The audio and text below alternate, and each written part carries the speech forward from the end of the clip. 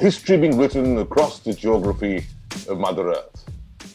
And a minor virus has created a major catastrophe, making each and every one of us rewind, rethink, reboot, reformat, restructure, re-strategize before we rebuild a new normal, a new life, a new future in the world of education. It is socialist in nature. It spared nobody, the young or the old. It's been a leveler, the rich or the poor. Every single facet of human beings has been impacted by it. It's not just been a socialist virus, it's also been a virus of paradoxes. It's thrown open an environment where the only thing constant is change. The only thing certain is uncertainty. If you look at it very closely, the biggest negative today is a corona positive. And at a time when the entire Mother Earth is trying to understand the vagaries of the situation, all of us feel at common ground. Yet the paradox is that while this is the biggest opportunity for all of us across the world to be even more deeply connected, countries are building silos of protectionism. Thankfully, in the world of education, something that we've overcome. And we at EduMate believe this is the best time to collaborate, to communicate, and to be at your creative best. That's why we stepped outside the shores of our great country to connect with luminaries like each and every one of you from across the world to try and understand better. This, we believe, is the best time to come together, because even if we cannot earn from each other, at least we can learn from each other.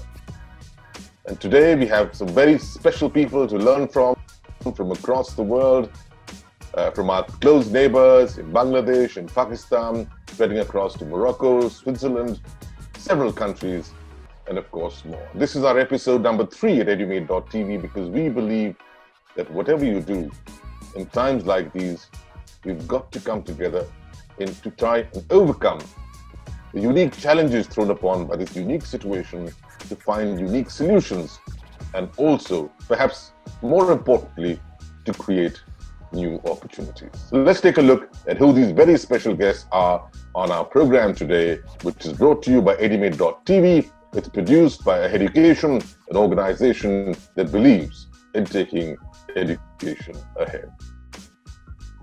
Indeed, a very, very warm welcome to each and every one of you. Several countries, several brilliant names from the field of academics, but all have one goal as to how do we come together and improve ourselves going forward. How do we address the problems and challenges thrown upon by the COVID environment? How do we find solutions? And most importantly, how do we create opportunities? We will divide our discussion into 2 parts. First, we will talk about the problems and challenges along with the solutions. And the second half, we will look at the unique opportunities the situation has thrown upon us. So I can tell you a few things, the few challenges I came up with. I was thinking over the few days ago. Like, let's say, the first one was the problem with internet and virtual interaction addiction among students in Turkey, which seems to be very serious these days. You know that I think it's the same in all your countries as well. Students are not going to school, they're staying home, they take the online education, and the parents go to work. I mean, that's what they have to do. So kids spend a lot of time alone, and they are supposed to be online studying with the teachers, but it's not really happening sometimes, since there are a lot of opportunities and chances for them to play games, to have some more entertainment on the internet rather than education. So this is the thing that majority of teachers in Turkey are complaining about, and the quality of education has dropped seriously, and I mean, let's say, quite obviously, it's quite clear that learning does not really happen in class that much as it used to happen in the past. The second serious challenge that we face here in Turkey is the risk of inequality in providing educational services to students around the nation. And the problem um, comes up when when the technology actually is needed for the education. Many students in bigger cities like in Ankara, in Istanbul, in Izmir, in the big cities in Turkey, they don't really have serious problem in this case because the parents are kind of in better financial status. They can afford providing technology, internet, those I mean laptops, laptops, all those for them for the education they need. But in smaller towns and villages, this is not happening, unfortunately. And there are some charity organizations starting movements providing uh, tablets, laptops for the students in villages, for the deprived areas. And they have been successful in some parts, but they can't really make it for the whole country. There are thousands and thousands of villages and deprived areas. So that's the other challenge that we are facing with these days. And as you might know about in Turkey, the education ministry has announced that for the upcoming year, we won't have in-class education. So all classes will be online, and from 21st September, students of all grades start online education, except grade 1, I mean first grade primary school, grade 8 and grade 12, because those are the first grades of each, I mean, primary, secondary, and high school. Sure. And 12 is the last one that they need to get prepared for the exam. So that would be the second challenge, and it seems very serious indeed. Many parents. I was talking to someone. I just went shopping a few days ago. There was a man, a middle-aged man. I came across with and we started talking. He was from a village near Ankara, not very far, like let's say an hour far from Ankara. And he said that for the upcoming year, I don't let my child go to school. And I said, so why is that? He said, yeah, because of the coronavirus. It's so risky, and I don't want to put my child in risk. And I said, okay, there will be online education, so your child can use the online education for sure. And what he said was interesting. He said, online education is not a real education. Come on, why should I really waste my child's time and life? He can go and learn a skill. He can go and learn, work in a mechanic shop and learn some skills. But this is the mentality some people in smaller towns and villages have, that online education does not really help their children learn anything. So why should they waste their child's time for that? And the third very important challenge we have here is the fact that distance learning will reinforce the teaching or learning approaches that we know they do not work. Let me clarify in this way. The majority of the schools here in Ankara, as far as I know, are focusing on communicative style of teaching mostly, specifically to teach foreign languages, like teaching English, French, German, the languages which are commonly taught in Turkey.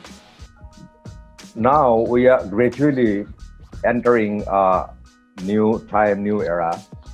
That's the new normal. So to understand the challenges and solutions to the challenges related to our education system, we have to try to understand what's happening now across the globe. We all across the globe have been through a lot of these last few months. As a global community, we have been shaken, shut down, and transformed. Commutes have disappeared.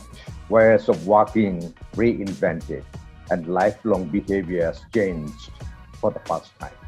Simply opening the doors isn't enough to return to the classroom and work.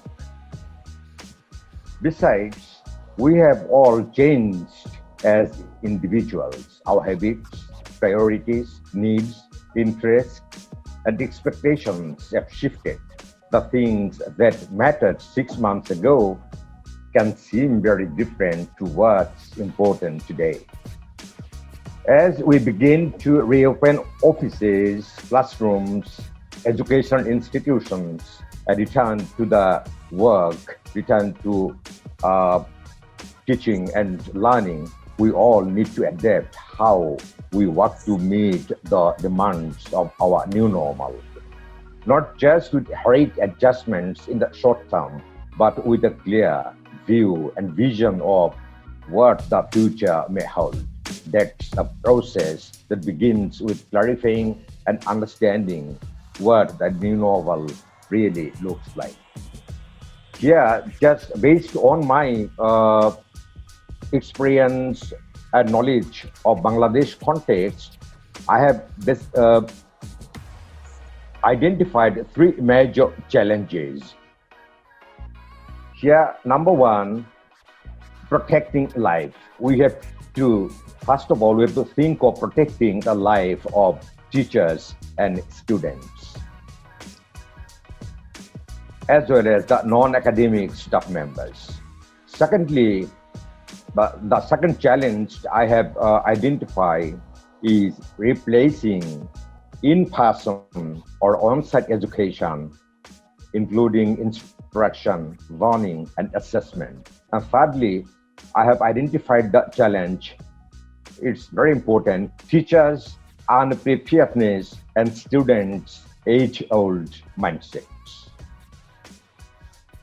Just to focus on the first challenge, protecting life, and we have already got some guidelines, health precautions guidelines from WHO, as well as from our respective governments. So if we can ensure the health guidelines and medical facilities, we can think of opening our educational institutions. We can again start face-to-face teaching and learning. So we know that in Morocco, schooling is no longer the same as before because of the coronavirus. Neither students nor professors thought their interests would include distance education. However, as in other parts of the world, of the spread of the coronavirus in Morocco has led to the closing of educational institutions across the country as a preventive measure to protect students and teachers from this infection. So far in Morocco has never had any experience with distance learning.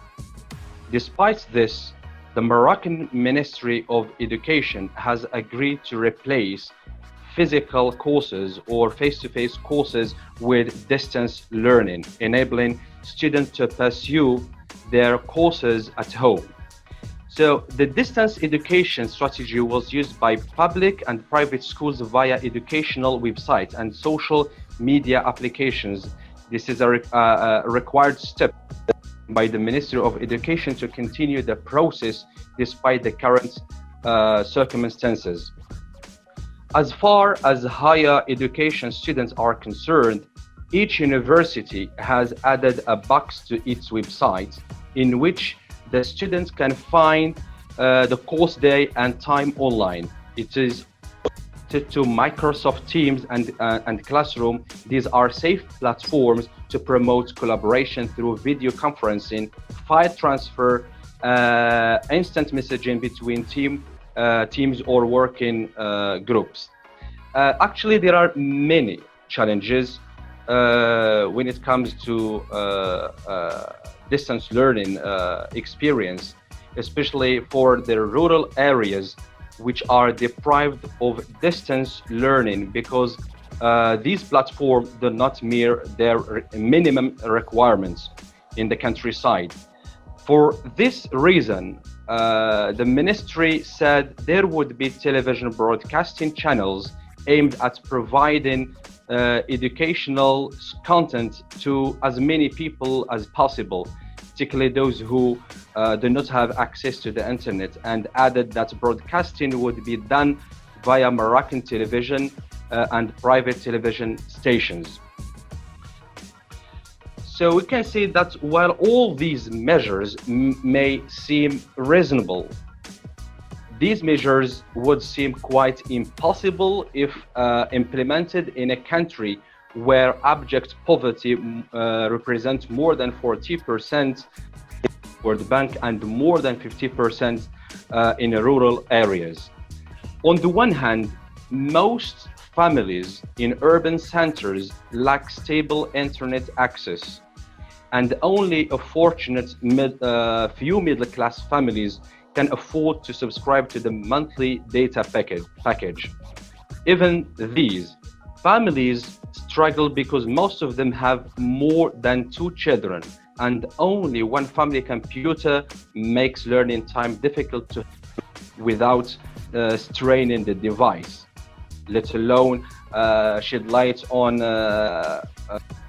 who lack basic access to modern utilities and services, including essential infrastructure, electricity, safe water resources, etc.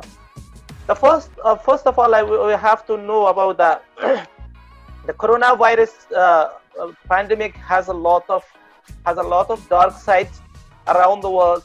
People get ill and die. The school closed, and also the healthcare system overloaded, and employees lost their jobs, and also the companies in factories, they lost bankrupt, and the stock lost their own production, and also we can say the government lost billions of money in this epidemic situation.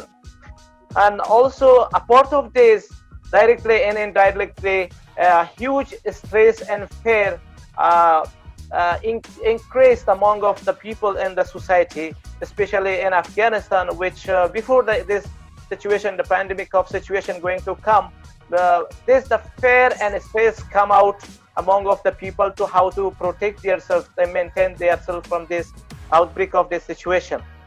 Finally, this epidemic situation come to in Afghanistan and make a big impact on entire the society, entire the situation, and not only in Afghanistan, entire the world. We can say in part of it, as Afghanistan is one of the underdeveloping countries, and we have faced in economic this situation put its economic impact on the people. And the pandemic has a major impact on around the world, especially in Afghanistan. The huge number of people who are going to visit Afghanistan, and they stop to coming for the visiting, especially in the tourism company. The people lost their own incomes. The government lost their income of tourism people, and also the people who are having jobs, they lost their jobs in the small companies who are working. And a part of that, we can say directly, indirectly, people lost their own income, and this income put another impact on economics of the people and the income of the people, and this almost put people under pressure of the situation. And also we can say for economic situation that people lost their jobs. And when they lost their jobs, they were thinking about resigning their own jobs in the future when they lost their confidence. And we can say, and in this part, there are some barriers and obstacles over the epidemic situation. The first one is that people lost the government services. The government was not having control to have their own proper service for the people, because more number of people lost their jobs and just become out of the control of the people. And the countries where we are selling, I'm from Jordan originally, but it's not my main market. We are selling in Iraq, Libya, Algeria, United Arab Emirates, Bahrain, Jordan a little bit, Lebanon, Afghanistan, So we started in China also. To be honest, the business was a little bit normal, and it takes more time. In the time of the COVID, I was in Switzerland and Jordan. We have office in Jordan. So Jordan locked down completely, and it was a shock for me. On the 17th of March, Jordan closed everything. Even people cannot move in the street. So it was a little bit like a big change in the business. Normally, my office in Jordan making the sales in the Middle East, and Jordan was not ready for this change. But in Switzerland, it was normal to work from home office, or the facility of the digital facilities is available. So what I noticed in that period, that actually I felt like, as a leader of the company, that I will lose everything if I don't put my hands on everything directly. Because sometimes the employees, they don't feel the crisis because they take their salaries. My first problem was that Jordan, when they closed Jordan, they announced public holiday. And this was very strange, because then you cannot ask your employee to work. And it was very difficult to send them the computers and laptops from the office to their homes. In Middle East, home is home and work is work. Most of them, they use the mobile from the internet from their mobile. Even they don't have internet at home. They don't have printers. They don't have suitable desk to work from it. They are not used for that. We have designer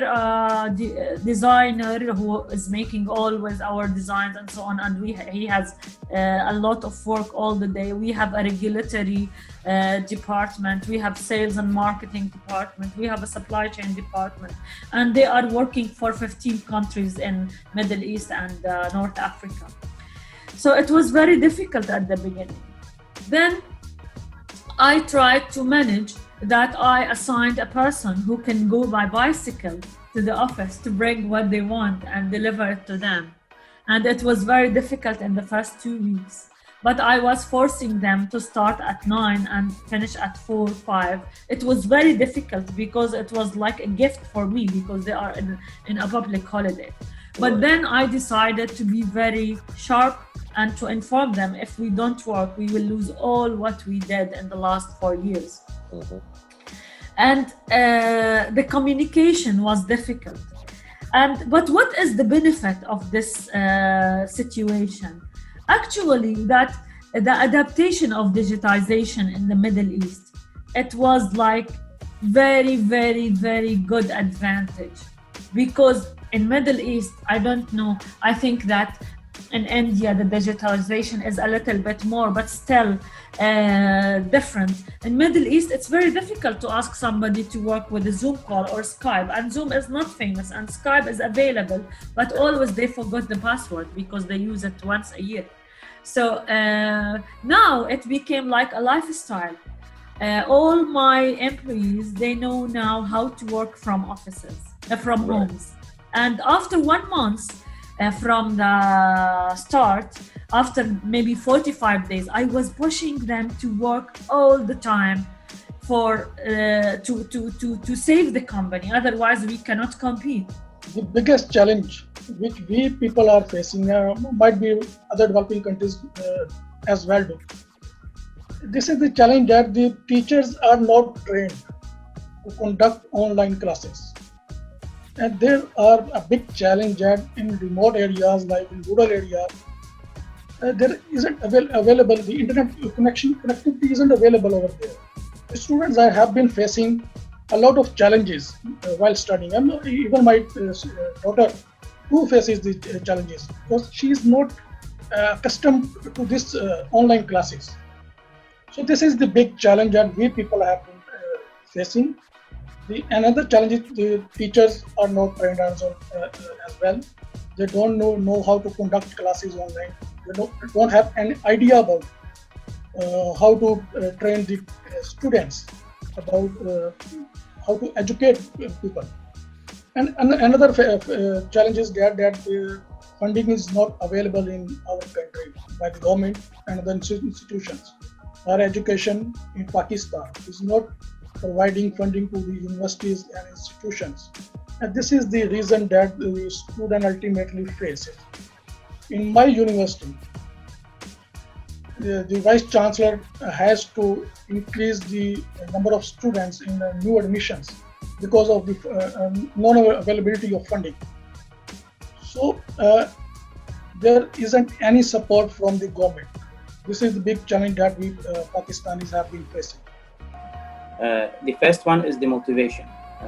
Our students, let me say that they were shocked from jumping from the class teaching up to the distant learning or teaching.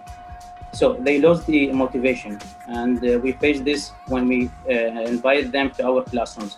We want them to join them. So the reasons of losing the motivations, they are so many. For example, the first one is that they do not have the equipment or the devices that they can use to go to the internet or the other things.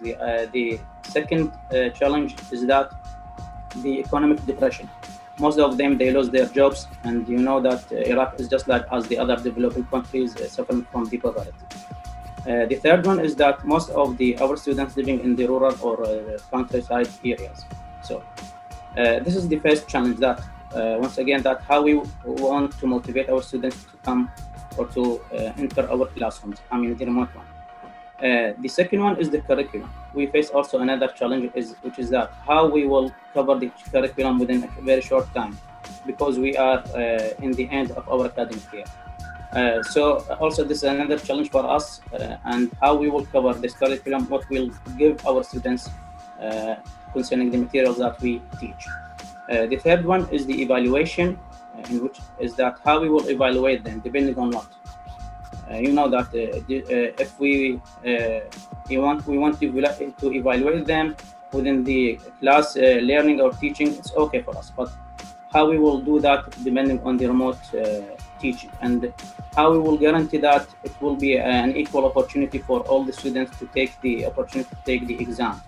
So this is another problem for us concerning the evaluation for the students. Concerning the solutions for the motivation, Iraq Ministry of Higher Education suggests many suggestions. For example, it supports the universities with the free internet for all the students, as well as we as the teachers make a donation campaign to help the poor students in rural areas, to supply them with the internet lines, the mobile devices, laptops, etc. So there you are, 7 countries, 7 set of challenges and solutions. Most of them are common, several of them are unique. But then this is the first part of the story. At EduMate.tv, we believe the challenges and solutions form a part of the present, which is important to understand, to learn from. What's even more important for us is to take a look at the future, because that is what all of us are intrinsically interested in. That is the land of opportunities. We'll come back with that on EduMate.tv after a quick break. Stay with us. We fell asleep in one world and woke up in another. Suddenly Disney is out of magic. Paris is no longer romantic. New York doesn't stand up anymore. The Chinese wall is no longer a fortress. And Mecca is empty. Hugs and kisses suddenly become weapons, and not visiting parents and friends becomes an act of love. Suddenly you realize that power, beauty, and money are worthless and can't get you the oxygen you're fighting for. The world continues its life, and it is beautiful. It only puts humans in cages. I think it's sending us a message. You are not necessary. The air, earth, water, and sky, without you are fine. When you come back, remember that you are my guests, not my masters.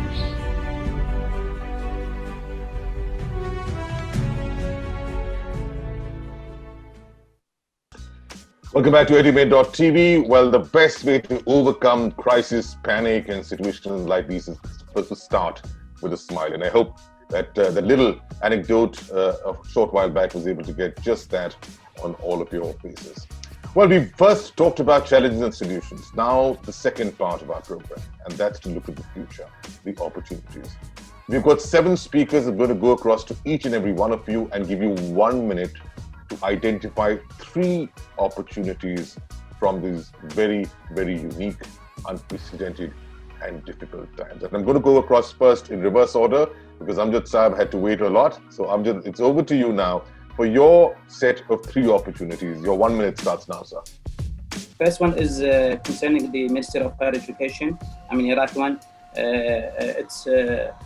We asked her to review its education policy, okay, to contain the distant learning in our education policy. Why? Because it is just like, as I told you, it's just like a shock for us. We didn't to be used to go from the class learning up to the distant learning. So we asked our Minister of Higher Education to contain this distant learning as in its policy. The second one is the opportunity that we gained, that we developed our skills in e-learning and distant learning by going on into the workshops and training courses.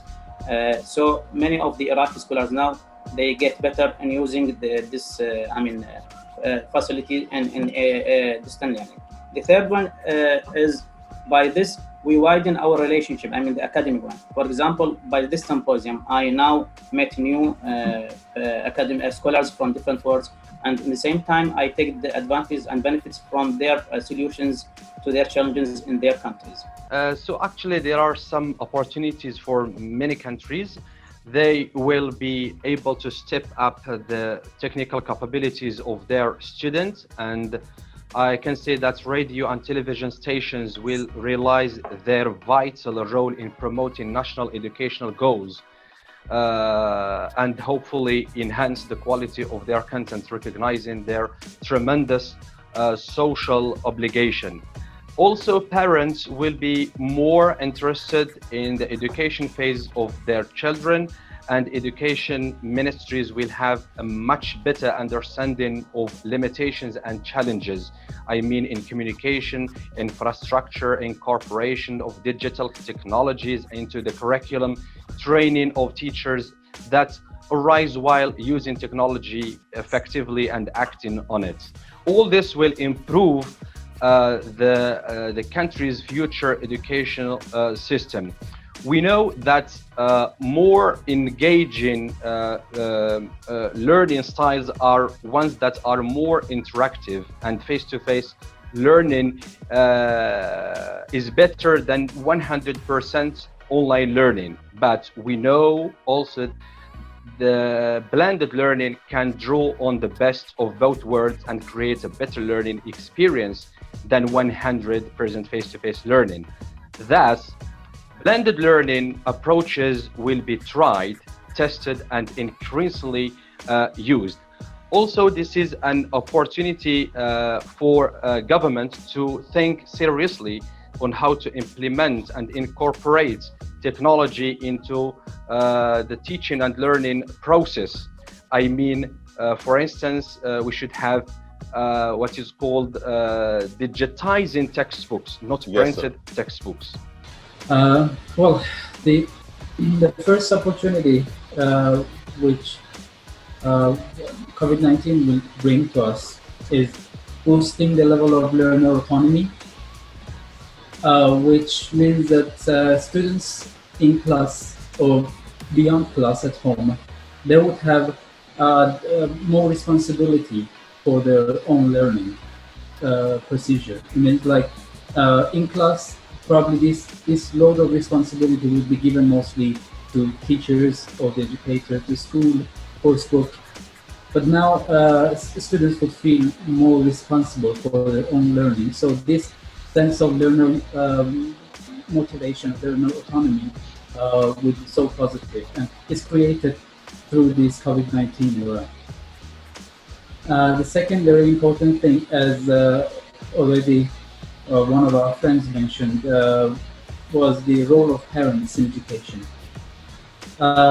What I have in mind is that parents will have more highlighted role from now on, hopefully, in their children's learning process. And this is super positive, because in the past it wasn't really like this, and we could see that the whole load of education and this productivity of learning would be on the school and teachers and coursework and all the others' shoulders rather than parents. Now parents take more responsibility, would have more highlighted role here, show their own authority here. So that would be very positive in this case, I suppose. And the third and the very important one is the fact that all institutions all around the world are now focusing on common goal, and they're seeking for a remedy together. You know that the pandemic does not really discriminate demographically or geographically. The first opportunity, I think the governments will surely improve the legislation or focus on more strategies to enhance the quality of education in Pakistan and all over the world. And the second opportunity I see is that the academic universities, colleges, institutions and governments should will improve the relationship between them in order to enhance the quality of education, which has been struggling a lot due to the COVID-19 pandemic. And the third one, I see that the blending education, which I earlier told about that, the blending education, I see that it would happen in Pakistan and all over the world, because face-to-face education is not going to happen in near future. So we will have to focus on blending education, and I think this would be a good opportunity. So actually here in Bangladesh, and I think in many other similar identical settings contexts, we started facing the COVID-19 pandemic unprepared. So now we should have lessons from the COVID-19 pandemic to successfully encounter problems to come in the time to come. Number two, we have here in Bangladesh, we have seen our health sector suffers from a lot of problems, limitations. So we should detect and identify the limitations or constraints our health sector has, and then we should try to compensate for the limitations, reduce and minimize the limitations, so that in time of such epidemics or pandemics or plagues, we can work maintaining health rules and taking necessary health precautions. And number three, as a friend of mine already mentioned, blended education. Yeah, yes, I also go for the blended learning. There's called blended learning. It's a technical term. And here I want to add another one point. There's called the flipped classroom. So we have to train our teachers in conducting blended learning as well as a flipped classroom. And we have to motivate and prepare our students so that they can easily get used to this new mode of learning. The blended learning actually blends two modes, on-site and online modes. So if we can get used to the blended learning in times of pandemic or other crises, we can easily shift from one mode to the other. We will not be at a fix.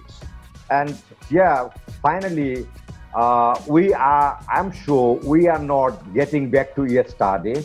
Writing in this pandemic situation has given three opportunities for us. First one can be the opportunity to give us insufficient time to write articles and write books and to release in the future. The second one, another part of the first question can be this pandemic situation has given sufficient time with us to stay with children, family, and parents. The second opportunity has given opportunity for us to improve our technology skills and to have more accessibility with the technology accessories. The third opportunity the lockdown has given an opportunity for us to the nature. The nature become more pollution by lockdown entire the cities. If we look to the nature has been changed like a natural situation of the time.